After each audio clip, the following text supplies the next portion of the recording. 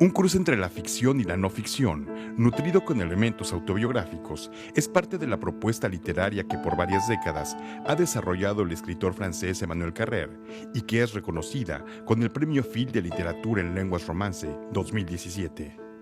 Su exploración lo llevó a los linderos entre la realidad y la imaginación, y ejemplo de ello es su novela El adversario. En una exploración similar a la realizada por Truman Capote, en su libro A Sangre Fría, Carrère se inspira en el asesinato de una mujer y sus hijos a manos de Jean-Claude Roman, cometido en 1993. Cette histoire m'a fasciné comme elle a fasciné beaucoup de gens.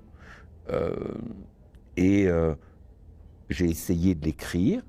J'ai essayé de nombreuses façons. J'ai essayé d'écrire sous une forme romanesque, sous une forme en m'inspirant de cette histoire, mais en restant très libre. Et je me suis aperçu que ça ne marchait pas, pour des raisons qui m'est difficile d'expliquer, qui ne sont pas théoriques, qui sont ce sentiment intuitif que ça ne sonne pas juste. Ça, je crois beaucoup à ça, comme si à l'oreille, on se disait « non, ça ne va pas ». Et chaque phrase que j'écrivais, j'avais l'impression que non, ça n'allait pas. Et ça a duré longtemps comme ça. Quand je dis longtemps, c'est plusieurs années à essayer. Je ne sais pas combien j'ai fait de versions, de choses comme ça. Et puis à un moment, alors que j'étais en train en fait d'abandonner cette entreprise, au fond, j'ai commencé à la fois à l'écrire comme de façon absolument véridique, en étant fidèle à ce que je savais de l'exactitude des faits, et puis aussi de l'écrire à la première personne. Et à partir de là, ça m'a fait rentrer dans un territoire d'écriture que je ne soupçonnais pas, et dans lequel je suis resté pendant, je ne sais pas, presque 20 ans.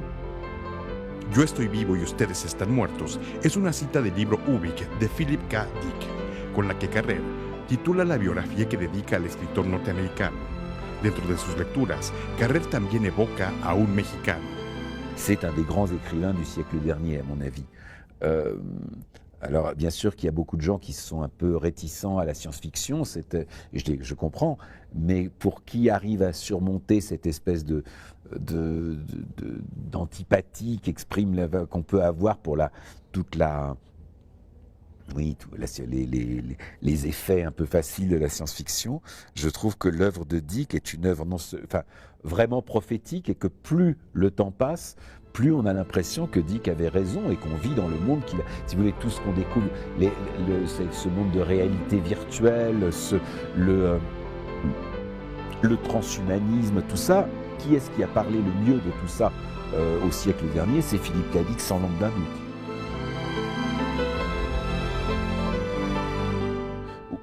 J'ai dû lire ça entre, je dirais, vers 20-25 ans, et je me souviens que Pedro Páramo, particulièrement, ça m'a laissé pantois, quoi. Mais il y a aussi, je suis, par goût, je suis très porté, très incliné vers le fantastique, vers les choses comme ça. Et d'une certaine manière, Pedro Páramo, c'est aussi un livre fantastique. Enfin, c'est un livre où, voilà, c'est un livre sur la présence des morts, tout ça. Et c'est un livre qui m'avait absolument fasciné et que j'ai dû relire 2-3 fois au fil des années. Otra de las aristas en la creación de Carrère es su incursión en el cine como guionista y director, lo que le ha permitido una conciencia de los potenciales narrativos, tanto de la palabra escrita como de la imagen. Une des premières différences, et ça je l'ai expérimenté quand j'ai fait un film de fiction qui était adapté de mon roman La Moustache, c'est que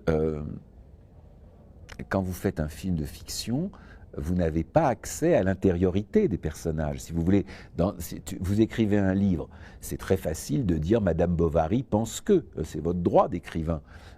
Maintenant, si vous écrivez ça dans un scénario, vous écrivez « Elle pense que cela », normalement, le producteur, il va faire une croix au crayon rouge en disant « D'accord, mais tu le montres comment qu'elle pense ça ?» Ça, tu peux l'écrire dans le scénario, mais pour le montrer dans le film, essaye de trouver une solution.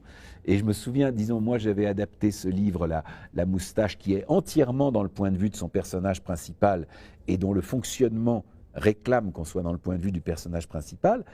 Quand on l'adapte au cinéma avec l'espèce d'objectivation des images, c'est beaucoup plus compliqué. C'est d'ailleurs pour ça que je trouve ce film pas très réussi. Noticias 22, Víctor Gaspar.